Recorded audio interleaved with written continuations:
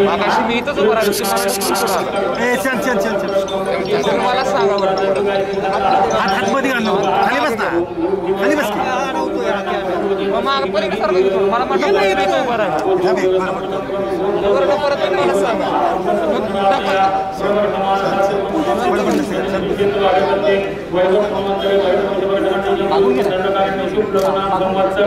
अश्विन मासे शुद्ध पक्षी आदि दशम नंदिते एवं वासरवासरे सुवर्ण विशेष विशिष्टायाम शुभ पुण्य विधो मम म्हणायचं आपण आत्मना हा श्रुती पुराणोक्त फल प्राप्त्यर्थम आस्य श्री माळेगाव सहकारी साखर कारखाना प्रतिवार्षिक गणित हंगाम सुयश प्राप्त्यर्थम गणपती गण पूजन मंगलचे तत्वावधान चरण महागणपती स्मरण विषय वक्रतुंड महाकाय यशोकोटी समप्रभ निर्गुण पूर्णदेव सर्व काही गजवना महागणपती महा हरिद्रात्मक सौभाग्य गंगानि समर्पयामि ओम गणपतो आराधना धर्मां नित्य पुष्टांतर्जने ईश्वरं सर्वभूतानां तामि होमयेते यं नारायणिमल द्रव्याणि समर्पयामि कांडात पुरोहाते पुरुषं पुरुषापरि एवान दुर्वेन प्रतरेण सहस्रेण शतेन च दक्षद दुर्वं पुराणे समर्पयामि दुग्धवर्तिका नैवेद्यं समर्पयामि ओम प्राणाय स्वाहा अपानाय स्वाहा ज्ञानाय स्वाहा उदानाय स्वाहा ब्रह्मणे उत्तर भोजनं हस्तप्रक्षालं मुखप्रक्षालं समर्पयामि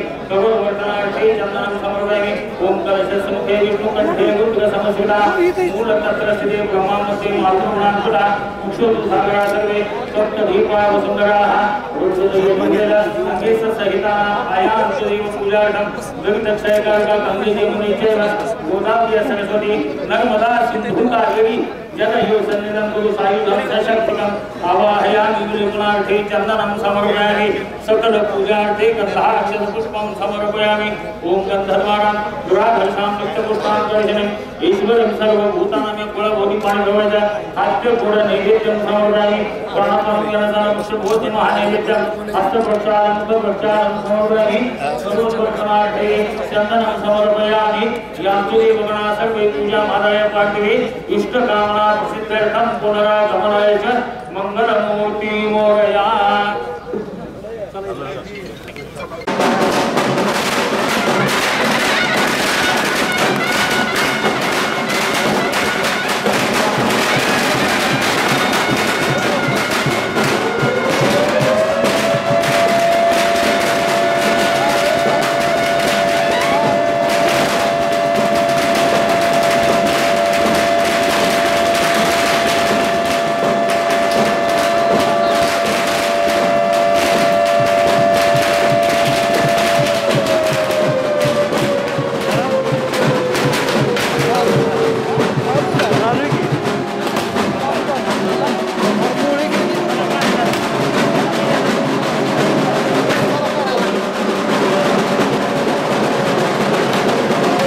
नेतृत्व आपल्याला लाभलेलं आहे। मॅग्नेटिक डायनामिक नेतृत्व सन्माननीय दादांना विनंती करतो की आपण आम्हाला मार्गदर्शन करावं। आपण जोरात टाळ्या वाजवून दादांचं या ठिकाणी स्वागत करायचं आहे। ते आपल्याला या ठिकाणी मार्गदर्शन करतील। शब्दांची पूजा करत नाही, माणसासाठी आरती गातो। त्याच्या गावात सूर्य नाही, त्याच्या हातात उजेड देतो, असं नेतृत्व सन्माननीय दादा। माळेगाव सहकारी साखर कारखाना लिमिटेड 66वा गणित हंगाम शुभारंभाच्या निमित्तानं तसंच ETP प्लांटच्या उद्घाटनाच्या निमित्तानं कार्यक्रमाचे अध्यक्ष, मंत्रिमंडळातील माझे सहकारी, शेजारच्या तालुक्याचे आपले आमदार दत्तात्रय भरणे, प्रमुख पाहुणे पुणे जिल्हा मध्यवर्ती सहकारी बँकेचे चेअरमन रमेश अप्पा थोरात, नगराध्यक्ष पौर्णिमा तावरे, सभापती नीता फरांदे, बांधकाम सभापती प्रमोद काकडे, माजी अध्यक्ष विश्वास देवकाते, पुरुषोत्तम जगताप, संभाजी होळकर, श्रीकांत सिक्ची, प्रशांत काटे, सतीश मामा कोमणे, संदीप जगताप, रोहित कोकरे, शिवाजीराव टेंगले, सचिन सातव, संजय भोसले, मदनराव देवकाते, राहुल झारगड, रमेशराव गोपने, तुकारामांना जगताप, अमरसिंहदादा जगताप, दत्तात्रय येळे, राजेंद्र ढवाण, दत्तात्रय सणस, एस एन जगताप, केशवराव जगताप, नितीनराव शेंडे, धनवाद वदर, रामदास आठवळे, अविनाश लगड, तसंच वनिता बनकर, अविनाश गोखणे, अविनाश देवकाते, प्रकाशराव देवकाते, ॲडव्होकेट रवींद्र माने, राजेंद्र तावरे, शिवाजीराव ढवाण, बाबूराव चव्हाण. विशेषतः कार्यक्रमाच्या निमित्तानं आपल्या माळेगाव सहकारी साखर कारखान्यामध्ये काम करत असणारं विद्यमान संचालक बोर्ड, उपस्थित असणारे सर्व सन्माननीय माजी संचालक, सर्व सन्माननीय सभासद, सर्व सन्माननीय कामगार अधिकारी वर्ग, ज्यांच्या विनंतीला मान देऊन आपण सगळेजण आज विजयादशमीच्या निमित्तानं इथं जमलोय, ते आपल्या कारखान्याचे chairman Balasaheb Taware, vice chairman बस्तीलालजी आठवळे, तसंच कार्यकारी संचालक राजेंद्र जगताप, आमचे पत्रकार मित्र, जमलेल्या बंधू भगिनींनो आणि माझ्या तरुण मित्रांनो, बऱ्याच वर्षांनी मी माळेगाव सहकारी साखर कारखान्याच्या गळीत हंगामाच्या निमित्तानं इथं आलेलो आहे. आज मी सोमेश्वर कारखान्याचा कार्यक्रम घेतलेला होता आणि आंबेगावला काही महत्त्वाचे कार्यक्रम माझे घेतलेले होते आणि काही उद्घाटन होती. इथंही प्रताप बनगरचा एक छोटासा कार्यक्रम की जाता जाता पीक कापायचा घेतलेला होता. माळेगाव सहकारी साखर कारखान्याच्या गळीत हंगामाच्या शुभारंभाच्या निमित्तानं जे माझे पंचक्रोशीतील शेतकरी बांधव जमलेले, त्यांना सर्वप्रथम मी त्यांचं मनापासून तुमचा सगळ्यांचा लोकप्रतिनिधी यांना त्यांना स्वागत करतो आणि अभिनंदन देखील करतो. तुम्हा सर्वांना विजयादशमीच्या, दसऱ्याच्या मनापासून शुभेच्छा देतो. आणि हे नवीन वर्ष येणारं, दिवाळी आली तोंडावर, त्यावेळेस 2 तारखेला का काहीतरी पवार साहेबांनी मुख्यमंत्री आणि देशातले काही महत्त्वाच्या उद्योगपतींना बोलवून आपल्या कृषी विज्ञान केंद्र, आपल्या ॲग्रिकल्चर कॉलेज इथं खूप महत्त्वाचा कार्यक्रम आपण घेतोय. आपल्या बारामतीतल्या मुलांना दर्जेदार शिक्षण मिळावं, माझ्या बारामती परिसरातल्या नागरिकांचं आरोग्य चांगलं राहावं, इथला सर्वांगीण विकास व्हावा, याकरता साहेब 67 पासून काम करत आले. त्याच्यानंतर तुम्ही आम्हा लोकांना संधी दिली, सुप्रियाला संधी दिली, स्टेजवर बसणाऱ्या आणि समोर बसणाऱ्या अनेक आजी माजी मान्यवरांना संधी दिली. चढ उतार येत असतात, कधी सरकार असतं, कधी सरकार नसतं. सरकार नसलं तरी देखील शिकाटी सोडायची नसते. सरकार आलं तर जमिनीवर पाय ठेवून चालायचं असतं आणि तीच भूमिका महाविकास आघाडीच्या माध्यमातून उद्धव ठाकरेंच्या नेतृत्वाखाली बाळासाहेब थोरात, अशोक चव्हाण, जयंत पाटील, छगन भुजबळ, मी, एकनाथराव शिंदे, सगळेजण आम्ही घेतो. त्याच्यात अडचणी खूप येत आहेत, संकट येत आहेत, अतिवृष्टी होती, कधी अचानक पूर येतो, कधी पिकं उद्ध्वस्त होतात, अक्षरशः शेतकऱ्याच्या हातात काही पडत नाही, त्याच्यातून त्यांना पीक विम्याचे कसे पैसे मिळतील. परवाच कॅबिनेटला 10,000 कोटी रुपयाचं पॅकेज दिलं. मला माहिती आहे की जेवढं नुकसान होतं तेवढं कुणाचंही सरकार असलं तरी देऊ शकत नाही, कारण मी तुमचा अर्थमंत्री म्हणून काम करतोय. त्यावेळेस हे पैसे केंद्र सरकार मर्यादित रक्कम देतं, ती आपल्या शेतकऱ्यांना द्यायची म्हटलं तर तुटपुंजी होते आणि म्हणून त्याला भर टाकावी लागते. त्यावेळेस विकास कामाला थोडंसं कट लावावा लागतो, बजेटला कट लावावा लागतो. ही वस्तुस्थिती देखील आपण सगळ्यांनी ध्यानामध्ये घेतली पाहिजे. आज येत असताना अनेकांनी अनेक निवेदन दिली. यांनी झनसिंग मार्गाच्या बद्दलचं मला पत्र दिलं. अनेक, मी सगळ्याचा उल्लेख करत नाही, मी त्याच्यात लक्ष घालणार आहे. खरं तर त्याला पैसे दिलेले होते, परंतु काहीतरी सांगितलं की बाबा ते पैसे पलीकडचं आम्हाला ब्रिज करून पाहिजे, तिकडं आपण डायव्हर्ट केले. आता याला टेक्निकल सँक्शन पाहिजे. मी पुण्यामध्ये आज उद्याच्या मला वाटतं पुण्यामध्ये, त्यावेळेस मी संबंधितांना सांगितलं जेवढे काही आपल्या जिल्ह्याचा विकास करता येईल DPCच्या निमित्तानं. आज आमचा बांधकाम राज्यमंत्री दत्ताबाबा भरपुरे बसले, ते गडकरी साहेबांच्याकडे जाऊन आपल्या स्टेट प्लॅनमधनं, आपल्या वेगवेगळ्या जिल्हा परिषदेच्या निधीमधनं असा सुप्रियाचा लोकसभा मतदारसंघ, माझा दत्ताबाबांचा, संजय जगतापांचा, संग्राम थोपट्यांचा, अशा आमच्या सगळ्यांचा जो मतदारसंघ आहे त्या मतदारसंघामध्ये काम करण्याचा दौड आहे, आपलं खडक वाचला आहे, पुणे जिल्हा आहे, तिथं आम्ही काम करण्याचा प्रयत्न करतो. आज इथे येत असताना जुने अनेक आठवणींना उजाळा मिळाला. खूपदा सुरुवातीच्या काळामध्ये माळेगाव सहकारी साखर कारखान्यामुळंच पवारसाहेबांचं त्यावेळेचं राजकारण बहरलं. पवारसाहेब अतिशय चांगल्या पद्धतीनं आपल्या तालुक्यामध्ये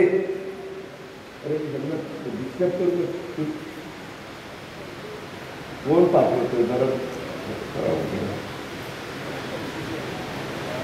कोण करतो रे असं? ठीक आहे ना, त्याचं काम हनुमान त्या दिवशी बोलून घेत, त्याला तर काय कळणार नाही, त्याच्या पुढे वडिलांनी बिडलांनी हे असले नखरे मला आवडत नाही. त्या पुरुषांनी येऊन सांगावं ना, इतक्या छोट्या बालकाला काय त्याला माहिती आपलं काय काम आहे काय नाही. असंच काहीतरी करतात व बोलल्यानंतर अजित पवारचं तोंड दिसतं. हे एकंदरीतच ही सगळी कामं करत असताना बाबांनो अनेक अडचणीला आम्ही सामोरं जातोय. आज इथे येत असताना बरेच वर्षांनी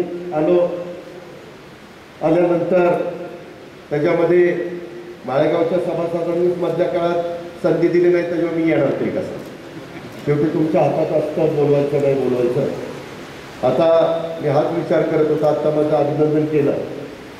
कठीण पुलाच्या पलीकडं बारामती तालुकाच आहे, तिथं 90% मतं मी उभ्या केलेल्या पॅनलला मिळतात. किती? 90%.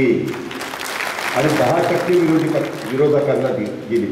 विरोधकांचा पण मान सन्मान ठेवला पाहिजे, त्याच्याबद्दल दुमत असायचं कारण नाही. पण मी तिथल्या माझ्या बारामती तालुका, पुरंदर तालुका, पैठण तालुक्याचं पाडेगाव गाव आणि खंडाळा तालुका इथल्या 152 गावातल्या सभासदांचं मनापासून आभार मानतो, मनापासून धन्यवाद देतो. मी अक्षरशः माळेगावकरांना त्यांना म्हटलं होतं की असं ओझं मला मताचं टाका की मी वाकलोच पाहिजे. आता काय मी आडवास व्हायची पाळी आलेली अक्षरशः. म्हणजे मी अनेक निवडणुका तुम्ही बघताय 90 पासून लढवतोय. मला वाटतं 87 पासून आपण मार्केट कमिटीच्या निवडणुका लढवायला बाळासाहेब सुरुवात केली आणि तेव्हापासून अनेक निवडणुका लढवत आलो. पण एवढं एकतर्फी मतदान मी कधी बघितलं नाही. त्या खंडाळा तालुक्यामध्ये तर काल मला रात्री रिपोर्ट आला, 375 मतं श्री सोमेश्वर विकास पॅनलला आणि समोरच्या पॅनलला 8, 9, 10. पण हे फक्त सोमेश्वर सहकारी साखर कारखान्याच्या कार्यक्षेत्रातच जेपी होऊ शकतं, दुसरीकडे होऊ शकत नाही. दुसरीकडे माझ्या इलेक्शनला होऊ शकतं, सुप्रियाच्या इलेक्शनला होऊ शकतं, जिल्हा परिषदेला होऊ शकतं, तालुका पंचायतीला होऊ शकतं, खरेदी विक्री संघ, दूध संघ, मार्केट कमिटी त्याला तर होतच, बँकेला पण होतं. त्याबद्दल अतिशय मनापासून आभार. पण आताची जी काही परिस्थिती आहे, आज आपल्या एकंदरीत कारखान्याचं बोलायचं म्हटलं तर बाळासाहेबांनी काही आढावा घेतला. ETPच्या बद्दल बाळासाहेब थोडंसं बोलले. बऱ्याचदा काळ्या ओढ्यातलं खराब पाणी, आमच्या या ओढ्याच्या कडेच्या शेतकऱ्यांचं होणारं नुकसान, तिथं बोरवेलला किंवा विहिरींना जे काही खराब पाणी लागायचं, अशुद्ध पाणी लागायचं, ते पिण्याच्याही लायकीचं नसायचं, माणसाच्या पण नाही आणि जनावरांच्या पण नाही, पण शेतीच्या पण लायकीचं नसायचं. कधी कधी पोगाऱ्यातनंच ते ऊस जाळायला लागायचं किंवा त्या ठिकाणी अडचणीमध्ये यायला लागायचं. अशा या सगळ्या गोष्टीचा अनुभव घेतला असताना मी माळेगाव सहकारी साखर कारखान्याच्या निवडणुकीच्या निमित्तानं सांगितलेलं होतं की पवार साहेबांच्या विचाराचं तुम्ही पॅनल निवडून द्या. आम्ही तुमचा नवीन संचालक बोर्डाकडनं ETPचा प्लांट त्या ठिकाणी करू. जवळपास 4,80,00,000 म्हणजे थोडं कमी 5 कोटी रुपये GSTचा खर्च धरून दररोज 20 लाख लिटर 24 तासामध्ये पाणी चांगलं करण्याचा प्लांट आपण पूर्वी बाळासाहेबच चेअरमन असताना शिरवली रोडला तिथे जमीन घेतलेली होती दोन्ही बाजूला, त्याचा उपयोग करून घेतलेला. तिथं जे काही लेटेस्ट टेक्नॉलॉजी आहे त्याचा तिथं वापर आपण त्या ठिकाणी केलेला आहे. आणि आता काही नियम बदललेले, पर्यावरणाचा समतोल साधण्याच्या करता, प्रदूषण कमी होण्याच्या करता वेळोवेळी बरेच नियम बदलत चालले. 65वा गळीत हंगाम आहे. ज्यावेळेस आपल्या पूर्वजांनी पहिला गळीत हंगाम सुरू केला त्यावेळेस चिमणीची उंची किती असायची? आता चिमणीची उंची 82 मीटर, 83 मीटर. म्हणजे कुठं आम्ही विचारलं असं का? ते म्हणले त्याच्यातनं जो धूर निघतो तो खाली जास्त येताच का मला वरचेवरच तो गेला पाहिजे. खाली राहत असणाऱ्या जनतेला त्याचा त्रास होता कामा नये, ही त्याच्या पाठीमागची भूमिका आहे. आणि त्याच्यात कोटीपेक्षा जास्त खर्च आता चिमणीला येतो. ही अशी सगळी परिस्थिती आहे. त्याच्यामध्ये पूर्वी आपल्याला मोठ्या प्रमाणावर ETPचं ट्रीटेड आउटलेटचं साठवणूक करण्याच्या करता काही दिवस 15 दिवस 1 महिना ठेवायचे. आता ती पण 8 त्यांनी 15 दिवसावर आणली. असे बरेच बदल करतायत. ते तर सांगतात की डिस्टलरीला तुम्ही स्पेंट वॉश जाळला पाहिजे, त्याचाही खर्च जास्त आहे, त्यालाही कोळसा लागतो. कोळसा जर असेल तर 70% स्पेंट वॉश, 30% कोळसा, अशा पद्धतीनं ते करायला लागतं. त्याच्यातनं राख तयार होते, त्याच्यातनं काही खताच्या लायकीची असते, काही सिमेंटमध्ये मिक्स करण्याची असते. अशा वेगवेगळ्या गोष्टी आहेत. आणि आता या सगळ्या गोष्टीला प्रचंड पैसे लागतात. हे काही साधं काम आता राहिलेलं नाही आहे. या संदर्भामध्ये आपण हा जो आज प्रकल्प तुमच्या सगळ्यांच्या साक्षीनं लोकार्पण केलेला आहे, हा प्रकल्प प्रक्रिया पाणी पुनर्वापर कारखाना आणि डिस्टिलरी प्रोसेस करता त्या ठिकाणी केला जाणार. त्याच्यातून मध्ये पण काही शेतकऱ्यांचं त्या चाळीला पाणी जायचं ते पण आपण त्याच्यामध्ये इन्क्लूड केलं. त्याच्यामुळं माझा प्रयत्न बाळासाहेबांना किंवा आमच्या बन्सीलालजींना आणि बोर्डाला हा सांगणं असतं की आपल्यामुळं आत्ताही तिथं मला काही शेतकरी भेटले की बाबा दादा ही पाईपलाईन आणखी पुढं द्या, आमच्या इथं कुठं सोडूच नका, पुढं द्या म्हणजे नदीला द्या, नदीमध्ये देखील सोडून चालणार नाही. या सगळ्याचा नीटपणे विचार करून नवीन टेक्नॉलॉजीचा पुरेपूर कसा फायदा उठवता येईल याबद्दलचं काम आम्ही जो शब्द दिलेला होता तो पूर्ण केलेला आहे. त्याच्यात काही त्रुटी राहिल्या तर त्या पण दुरुस्त करण्याची आमच्या संचालक बोर्डाची निश्चितपणे तयारी आहे. आपलं बाळासाहेबांच्या नेतृत्वाखालचं पॅनल आलं होतं तेव्हा तानाजीराव व्हाईस चेअरमन होते पहिल्या टप्प्यात. त्यावेळेस पहिल्या टर्मला त्याच्यामध्ये साखर आयुक्तांनी 18/8 ऑर्डर दिली. ETPचं आपण भूमिपूजन 30/8 केलं. ETPचं सिव्हिल आणि मेकॅनिकलचं काम 15/2/21 पूर्ण झालं, म्हणजे साधारण 6 महिन्यामध्ये. आणि ETP प्रकल्पाची ट्रायल 21/2 झाली आणि कमिशनिंग साधारण 18/3 त्या ठिकाणी पूर्ण करण्यात आलं. आणि मग नंतर काही किरकोळ गोष्टी करण्याचा आपण सगळ्यांनी प्रयत्न त्याच्यामध्ये केला. आता यंदा सगळी हंगाम सुरू होत असताना आपण पण बारकाईने लक्ष देणार. तुम्ही पण मालक आहात, कारखान्याचे सभासद आहात, जागृत आहात. माझी तुम्हालाही हात जोडून विनंती आहे बाबांनो, त्याच्यामध्ये नवीन जी मुलं शिकलेली आहेत, खूप काही इंजिनियर झालेली आहेत, डॉक्टर झालेली आहेत, आर्किटेक्ट झालेली आहेत, मेकॅनिकल इंजिनियर आहेत, अशांनी किंवा काही ह्याच्यामध्ये माहिती असणारे पण मला वाटतं अविनाशला ह्याच्यामध्ये बऱ्यापैकी त्यानं देवकात्यांनी काम केलेलं आहे. मला अनेकदा अविनाशने बोलून सांगितलेलं. अशा पद्धतीनं ते बघा, कुठं काही आणखी गरजेचं असेल तेही आम्हाला लक्षात आणून द्या. आपण आपल्या उसाला चांगला दर मिळत असताना, आपल्या कामगारांना योग्य पद्धतीनं मानधन मिळत असताना, बोनस मिळत असताना, तोडणी वाहतूकवाल्यांना पण योग्य पद्धतीनं त्यांचा वाहतुकीचा दर मिळत असताना, तोडणीचा दर मिळत असताना आपल्यामुळं दुसऱ्या कुणालाही त्रास होण्याचं काही कारण नाही. आपला तसा स्वभाव नाही, पवारसाहेबांची तशी आपल्याला शिकवण नाही.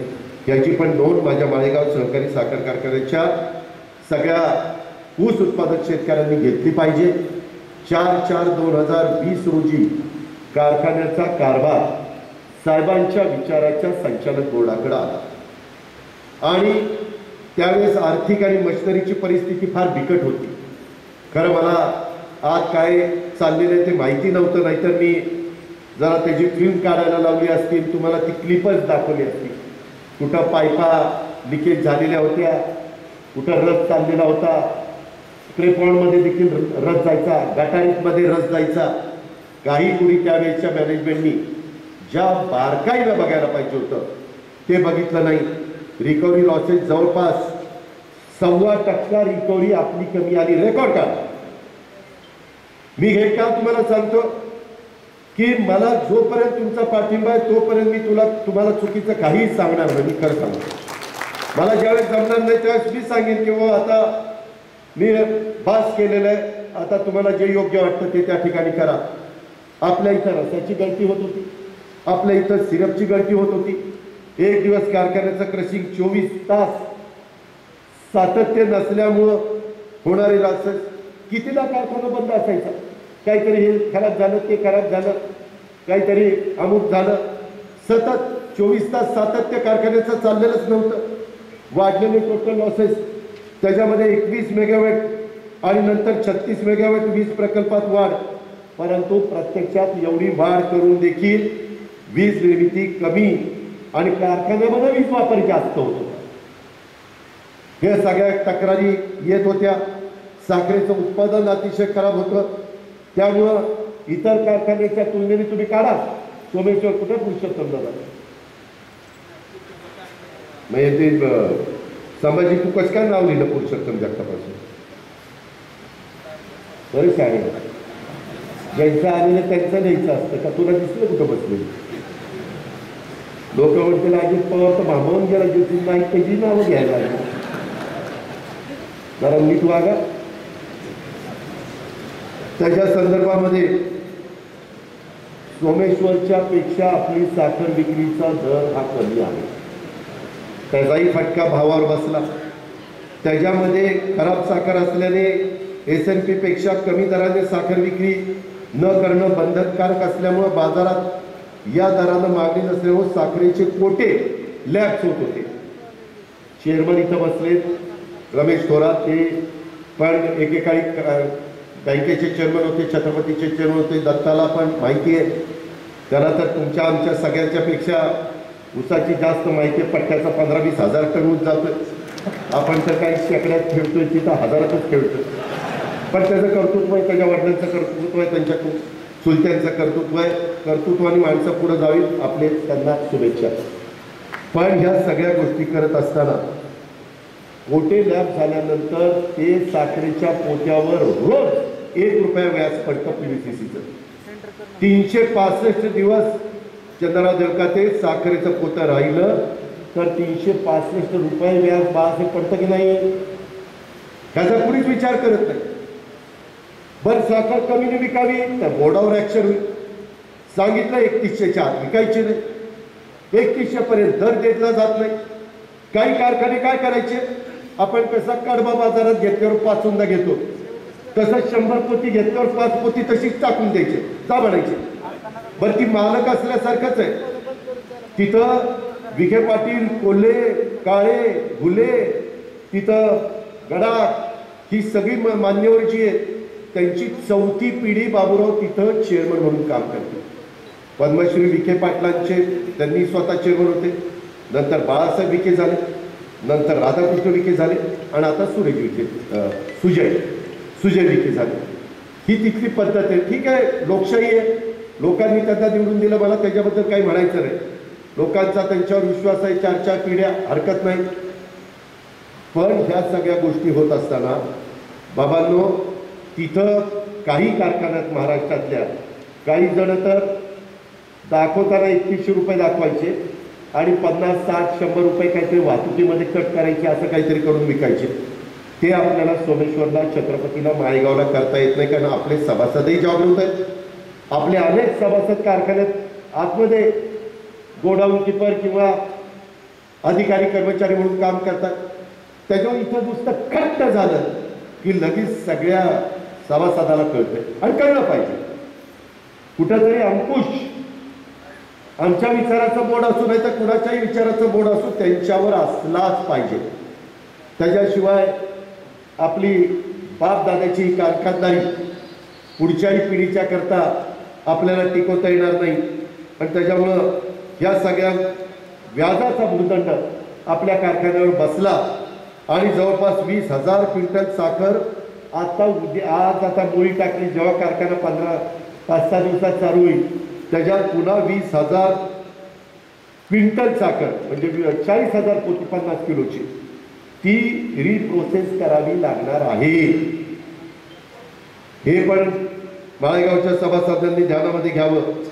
या सगळ्या अडचणीतनं मध्ये मी एका ठिकाणी कुठंतरी बोललो की आता बाळासाहेबांच्या नंतर मी तावऱ्यांचा विचार न करता दुसऱ्यांचा विचार करेन.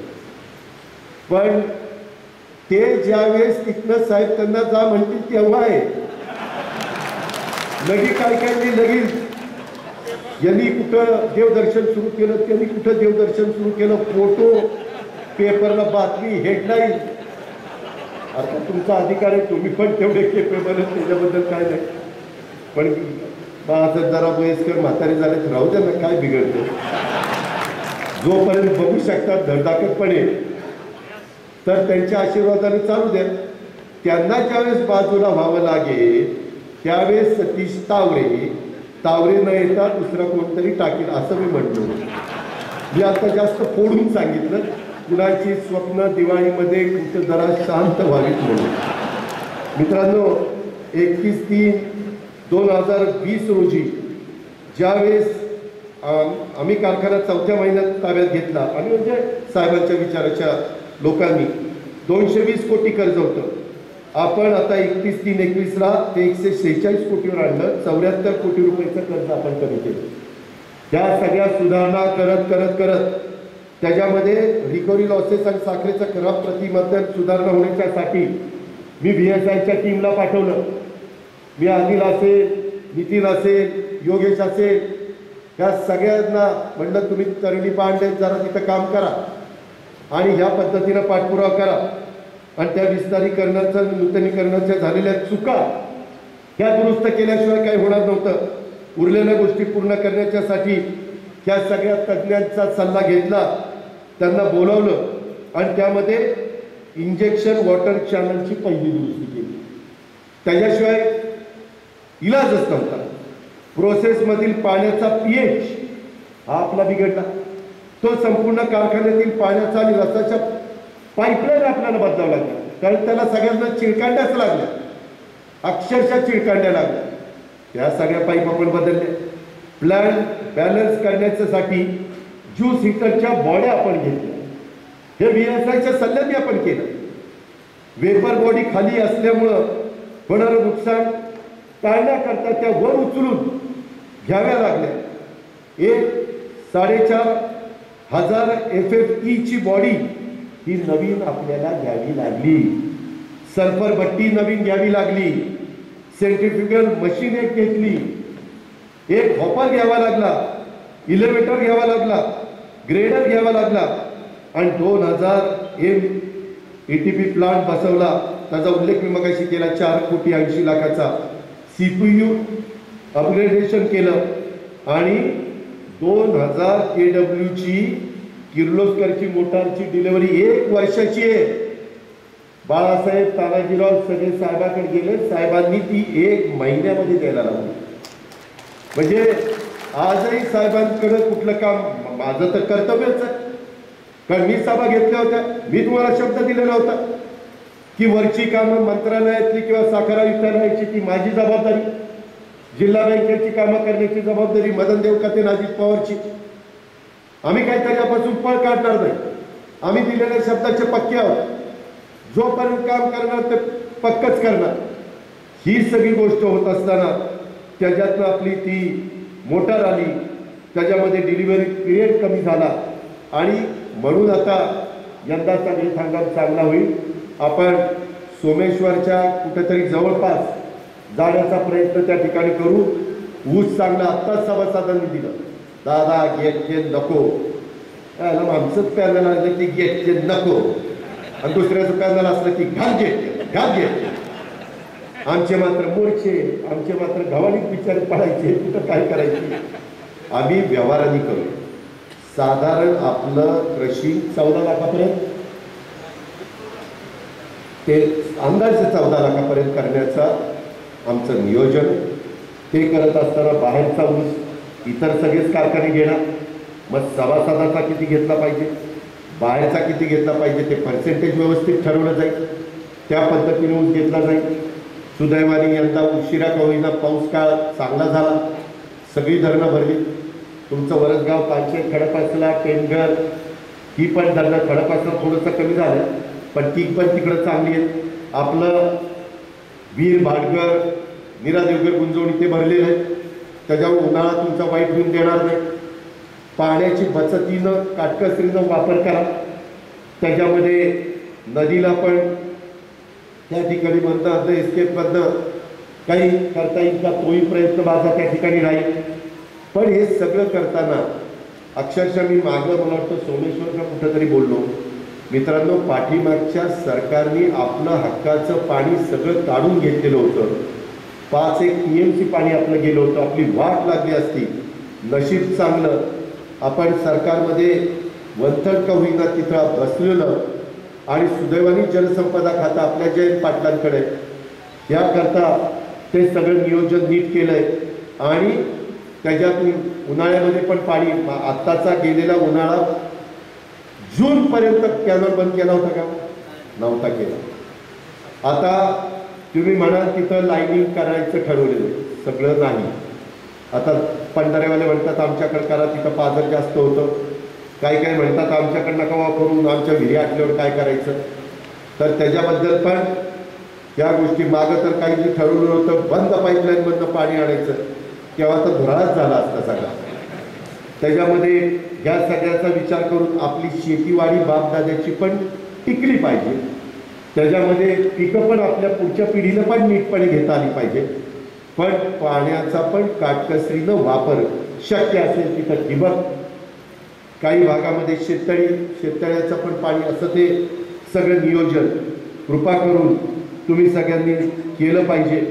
मित्रांनो, ह्यावेळेस काही गोष्टी आपण अशा केलेल्या आहेत की आपल्याला विजेचे पैसे नीट आले पाहिजे, त्याचबरोबर इथेनॉल आपलं नीटपणे निघालं पाहिजे.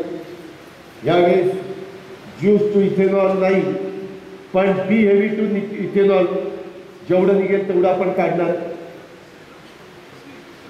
सिरपपासून पण यंदा काय झालंय, साखरेचे दर बघता मी जो मध्ये अभ्यास केला त्याच्यात सी हेवी वरून इथेनॉल परवडतं, बी हेवी वरून इथेनॉल परवडतं. सिरप वरून डायरेक्ट इथेनॉल काढलं तर तुम्ही खर्च काढा. जर साखरेचे भाव, यंदा ब्राझीलमध्ये दुष्काळ आहे, साखरेचे दर जागतिक मार्केटमध्ये बरे आहे,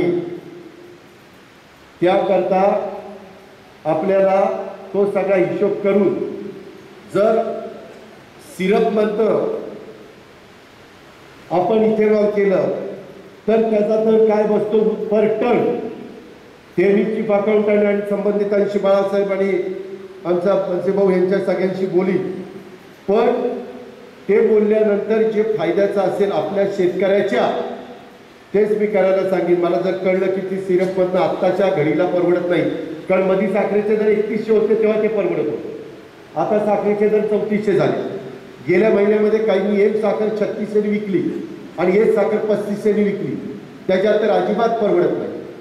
म्हणून हा सगळा अभ्यास करून आम्ही पुढे जाऊ. वेळ पडली तर वडिलकीच्या नात्याने पवार साहेबांचा पण सल्ला घेऊ.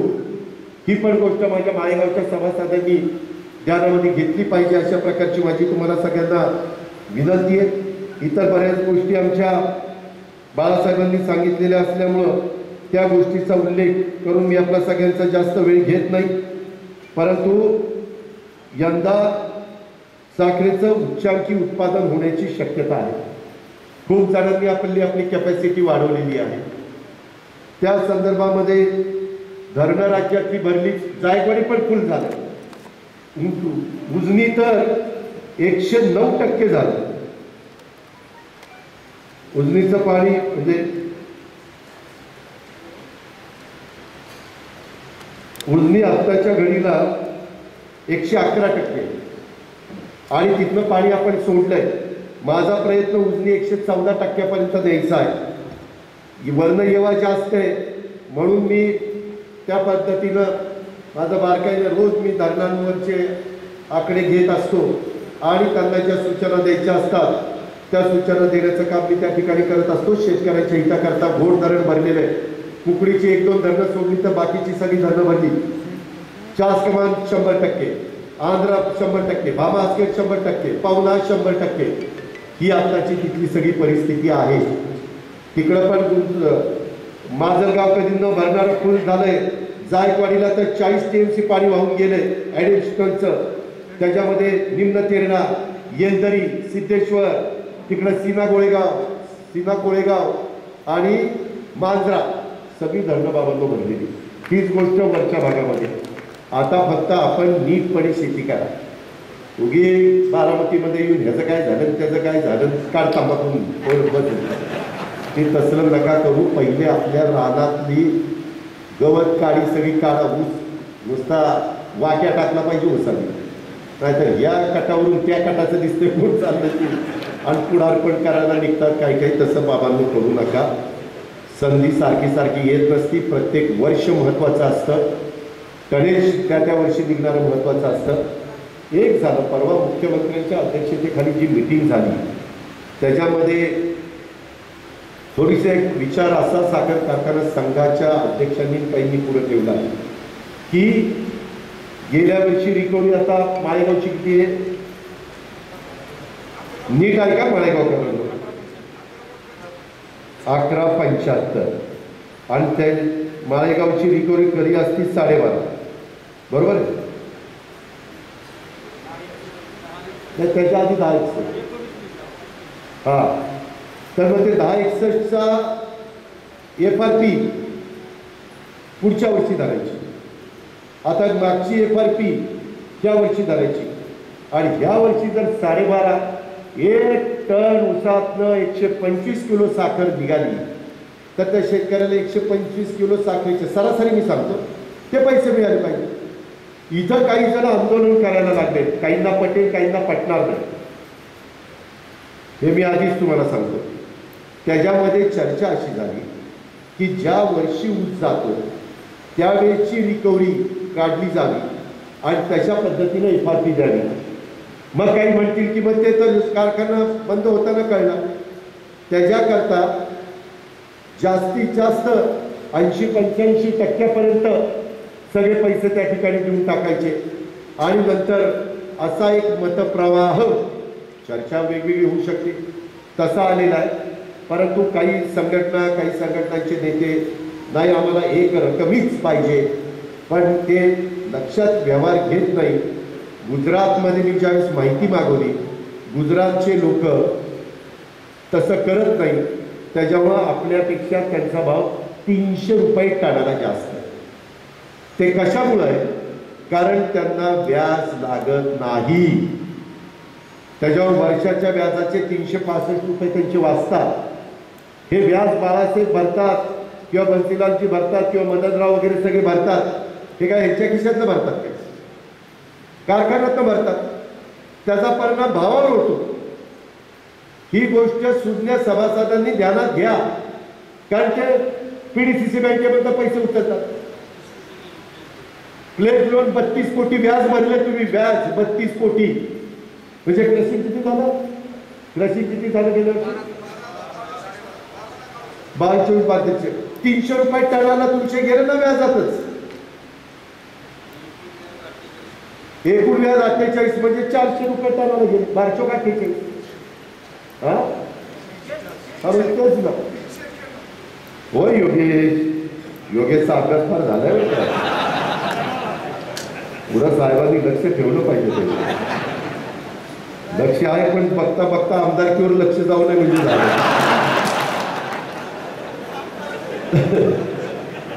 तो गप्तीचा भाग आहे. नाही तर काहीतरी तिसऱ्याच बातम्या लगेच सुरू होतात. ब्रेकिंग न्यूज अजित पवार घसरले.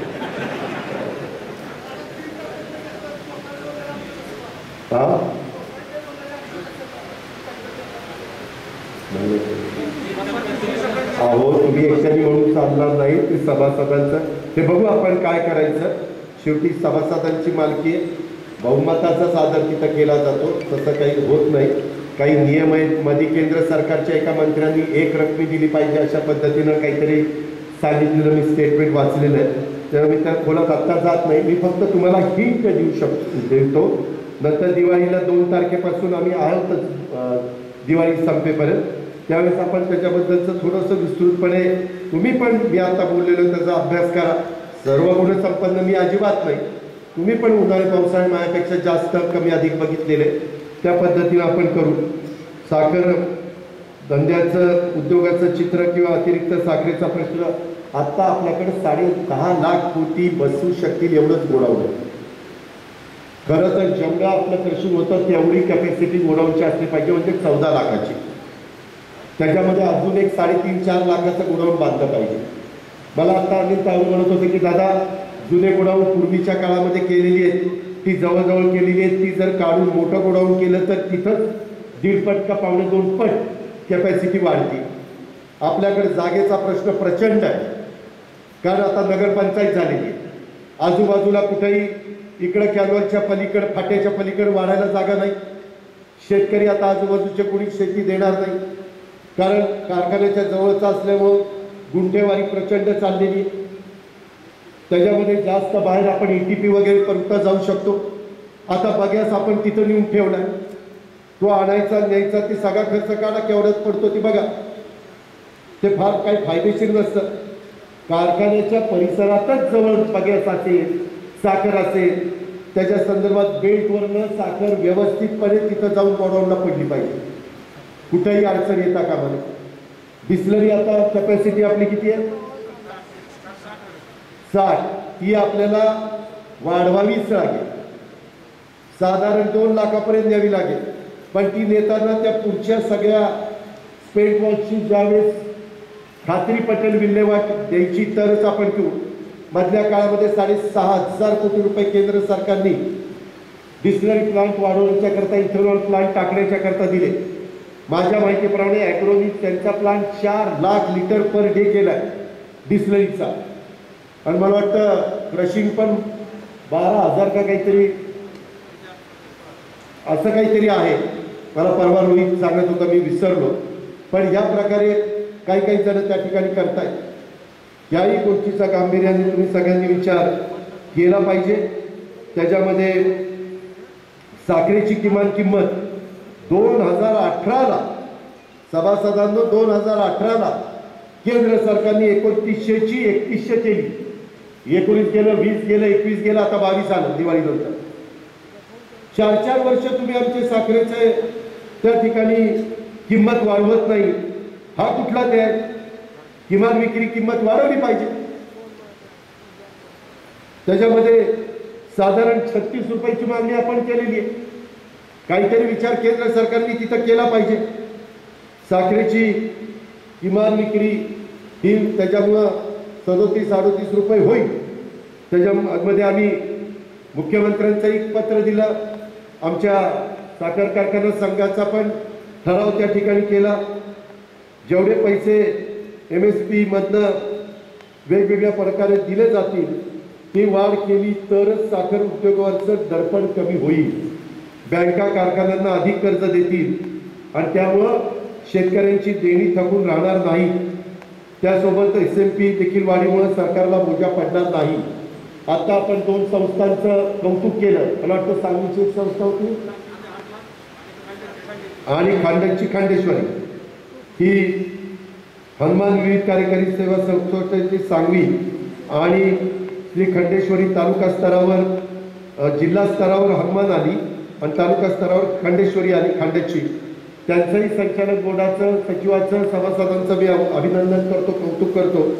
पण हे करत असताना आता मी अर्थमंत्री असताना मुख्यमंत्र्यांना म्हटलं की साहेब आम्ही सातारा जिल्हा, पुणे जिल्हा, कोल्हापूर जिल्हा, नागपूर नगर जिल्हा इथं 0% व्याजाने पीक कर्ज लावतो 3 लाखापर्यंत. बाकीच्या शेतकऱ्यांनी काय जास्त व्याजाने घ्यायचं, सावकाराच्या दारात जायचं काय? त्याचा काही कोटी रुपयाचा भूर्दंड आम्हाला बसतोय. पण आता राज्यालाच 3 लाख रुपयांनी 0% व्याज आपण केलेलं आहे. ते पैसे सगळे ह्याच्या आधी PDC बँक नफ्यातनं द्यायची, आता ते पैसे राज्य सरकार बजेटमधनं मी तरतूद करून देणार.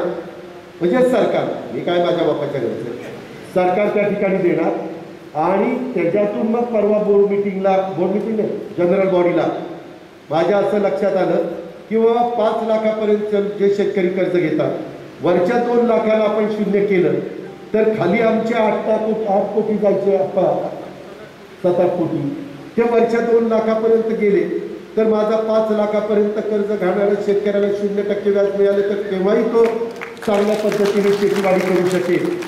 हे आमचं सूत्र आहे. आम्ही 11% MSC बँक पैसे लावते साखर कारखान्याला.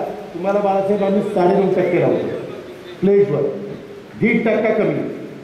आणि अट एवढीच आहे, वेळेत परतफेड का झाली पाहिजे तर 1% लिमिट.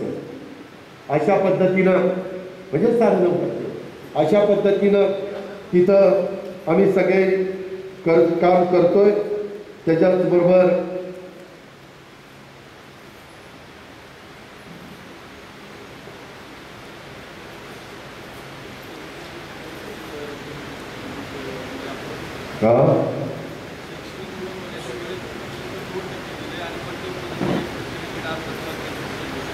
शिक्षणाच्या करता मुलांना घेतलेलं होतं.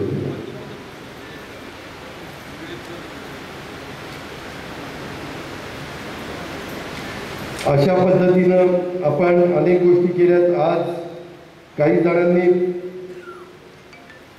निवेदन दिलेले आमच्या SN बापू, विलासराव जगताप, भगत आबा, लक्ष्मणराव रासकर, महेंद्र जगताप, डायरेक्टर नाही केलं की निवेदन येतं. त्याच्यात त्यांनी अनेकांचे आहेत. माळेगाव कारखाना अत्यंत चांगल्या पद्धतीनं चालेल त्याबद्दल वाद नाही, परंतु 2021चा अंतिम भावानुसार जी सभासदांना देणे 191 आहे त्यामध्ये कारखान्याने कोणत्याही प्रकारची कपात न करता एकरकमी रक्कम ही सभासदांना दसऱ्यानंतरच्या 4-5 दिवसात अदा करावी. माळेगाव कारखान्याचं ठिबकसाठी बँकेतर्फे प्रति एकरी 40,000 रक्कम देतात, परंतु प्रति एकरी खर्चासाठी सदर पैसे अपुरे पडतात, म्हणून 55,000 कर्ज स्वरूपात रक्कम मिळावी, 3 हप्त्यामध्ये वसूल करावी. हे तुम्ही सवलती मागताना हे कारखान्याचं संचालक बोर्ड दिलं तरी त्याचा भूर्दंड इनडायरेक्ट तुमच्या भावावरच, तेच लक्षात येत नाही काही सभासदांच्या. जितकं इथं दिलं जाईल तो व्याज वाढेल, कारण 3 हप्त्यात वसूल करायचं म्हटलं तर PDCC बँकेचं मीटर चालू, ते काय बंद ठेवायला बसलेत काय? त्याच्यामुळं या सगळ्याची व्यवहारता मी चीफ अकाउंटंटनी पण तपासावी.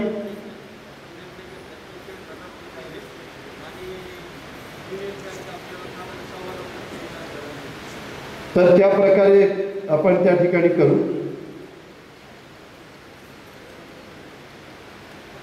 आता रासायनिक खतं प्रति एकरी 12,000 रुपये व 3,000 रुपये कारखान्याचे संजीवनी खत उपलब्ध करून देतं जातं, परंतु रासायनिक खताच्या किमती वाढल्यामुळे प्रति एकरी 20,000 करा आणि 3,000 कारखान्याचे संजीवनी खत असे 23,000 करून माफक व्याज दराने द्यावं. म्हणजे वरचं व्याज बँक सोडणार नाही, ते द्यायचं, ते शेतकऱ्यांच्या उसातनं द्यायचं. माफक म्हणजे कुठलं? हे ज्यांनी निवेदन दिलं, मी बाळासाहेब त्यांनी एक कॉपी तुम्हाला दिलेली आहे, तुम्हाला दिली आहे एक माझ्याकडे. त्या सगळ्यांना एकदा चीफ अकाउंटंट आणि काही जे संचालक आहे ते समोरासमोर चर्चा करा आणि चीफ अकाउंटंटनी त्यांना सिद्ध करून द्या की हे केलं तर किती त्याच्यात फटका बसणार, द्यायचा आहे का नाही द्यायचा. जर मालकच म्हणत असतील आम्ही फटका खायला तयार आहे, द्या. पटलं की नाही राव हे आपल्या अंगणला टी येत आहे, नको तर नको. कारण शेवटी आपण सगळे मिळून मिसळून चर्चा करूनच निर्णय घेतो, ही पण गोष्ट लक्षामध्ये घ्या. चालू हंगामात प्राधान्याने सभासदांचा ऊस गळीत असण्यावा, गेटकेन त्यानंतर गेटकेन घ्यावा, त्याच्यानंतर म्हणजे संपलं. काही लोक ठेवणार आहेत माळेगावला घालायचंय, माळेगावला घालायचंय. लोक म्हणतील 250 का 350 रुपये सोमेश्वरच्या माळेगावपेक्षा जास्त आहे. सोमेश्वरने मागितलं तर झटक्यात तिकडे देतील. प्रत्येकजण हिशोब करतोय पैशाचा, 350चा फरक आहे. असं नाही आहे. काही म्हणजे किती % गेटकेन घ्यायचा, किती % सभासद घ्यायचा ते बसून तुम्ही पण हे करा आणि मग आपण दिवाळीमध्ये ती चर्चा त्या ठिकाणी करू. या पद्धतीनं मित्रांनो आपण आपल्या कारखान्याचा गळीत हंगाम अतिशय चांगल्या पद्धतीने पार पाडण्याच्या करता सगळेजण एकमेकाला सहकार्य करून कामगारांची तर नेहमीच साथ मिळते. कामगार अतिशय सहकार्याची भूमिका घेतात. कामगारांच्या बाबतीमध्ये देखील वाढ ज्यावेळेस येते प्रश्न त्यावेळेस पवार साहेब त्याच्यामध्ये कामगारांना पण न्याय देण्याची भूमिका घेतात. हे आपण अनेक वर्ष वेळोवेळी अनुभवलेलं आहे, पाहिलेलं आहे. त्याच्यामुळं कामगारांनी पण अतिशय तुम्ही त्या कारखान्याचे मालक आहेत हे बघून कुठं एवढं देखील एक नया पैशाचं नुकसान होणार नाही त्या पद्धतीनं आतलं देखील काम झालं पाहिजे. आणि काही दिवस रुटीन गेलं की पुन्हा BSIची टीम माझा निरोप द्या की त्यांना बोलवलेलं आहे आणि त्यांनी पुन्हा त्यांच्या नजरेखाली घालू द्या की आणखी कुठं काही कमी जास्त करायचं आहे का.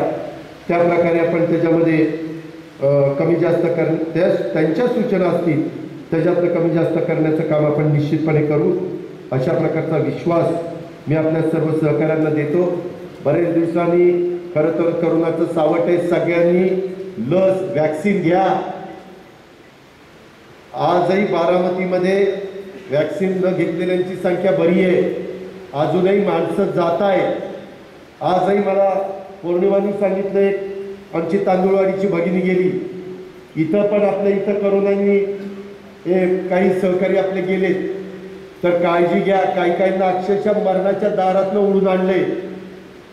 हे लक्षात ठेवा. पहिलंही वॅक्सिन घ्या, दुसरंही वॅक्सिन घ्या. दुर्लक्ष करू नका. मास्क वापरा. मास्क केले खाली आणि खुशाल माझं भाषण ऐकताय.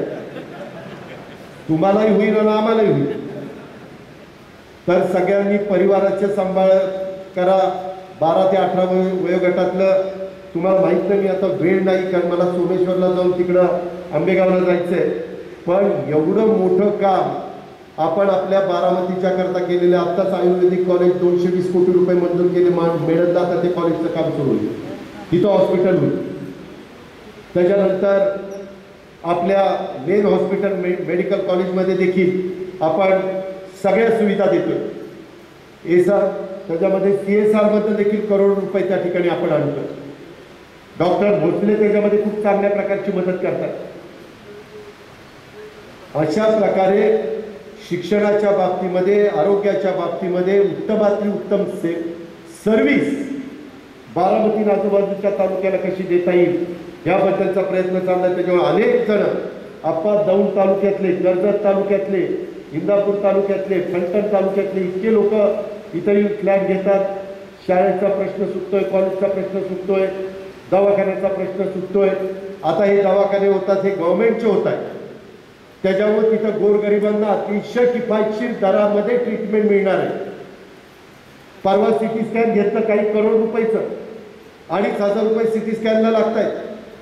तिथं अल्प दरामध्ये तुम्हाला CT स्कॅन करून मिळणार आहे. जे काही गरिबाकरता करता येईल.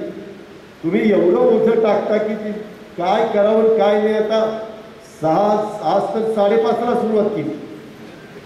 आता अजून काही 4ला बिरला करावी का काय कळत नाही. एवढी काय अपेक्षा करू नका. नाहीतर अधिकारी म्हणतील नको मग त्या 12 पहाटे उठावं लागतं. तरी त्यांना आठवड्यातनं एकच दिवस उठावं लागतं. पण हरकत नाही. तुम्ही बघताय कामं चाललेली आहेत. त्याच्यावर तुमच्याही अपेक्षा वाढलेल्या आहेत. अपेक्षा वाढणं काही चुकीचं नाही. तो तुमचा हक्क आहे. सार्वजनिक कामं सुटली पाहिजेत परंतु दर्जाही त्याचा चांगला असला पाहिजे. मी आत्ता ढेपे त्या पलीकडच्या रोडनी शिरवलीला जातो इकडनं रस्ता तिथं गेलो होतो. तिथं खड्डे पडले. गेल्या वर्षी का काहीतरी रस्ता झाला. कुठे ढेपे त्याची नोंद घ्या. कुणी रस्ता केला, कोण कॉन्ट्रॅक्टर आहे, का खराब झालं का. हनुमंत पाटील तुम्ही पण त्याची नोंद घ्या. असं नाही चालणार. कामही दर्जेदारच झाली पाहिजे. सारखे सारखे पैसे कोण आपल्याला देणार आहे. एकदा रस्ता झाल्यानंतर 5-7 वर्ष तरी तो रस्ता टिकला पाहिजे, चालला पाहिजे. या प्रकारे बारकाईनं लक्ष आपण सगळेजण मिळून देऊया. आणि काही काही जण इतकं खालच्या पातळीवरचं राजकारण आणतात. फार काही गोष्टी डोळ्यासमोर ठेवायच्या नाही. खरं तर आज ते प्रतापचा हार घालून सत्कार करायचा होता. इकडे तुला घेऊन टाकू कुठं तरी जा इकडे चला. आणि सगळे आपलीच लोक आहेत. अवघीच कुणाच्याबद्दल एकमेकाच्याबद्दल आकस धरू नका आणि व्यवस्थितपणे आपण एकमेकाशी वागा. कुठेही उन्माद त्या ठिकाणी येऊन देऊ नका.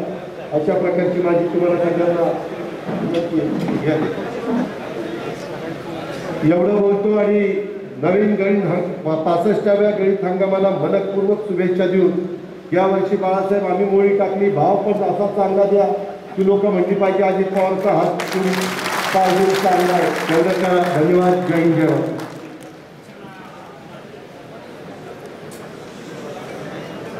या ठिकाणी माळेगावचे संचालक प्रताप पाटोळे यांचा दादांच्या हस्ते या ठिकाणी सन्मान होतोय. त्यांनी राष्ट्रवादी काँग्रेसमध्ये प्रवेश केलेला आहे.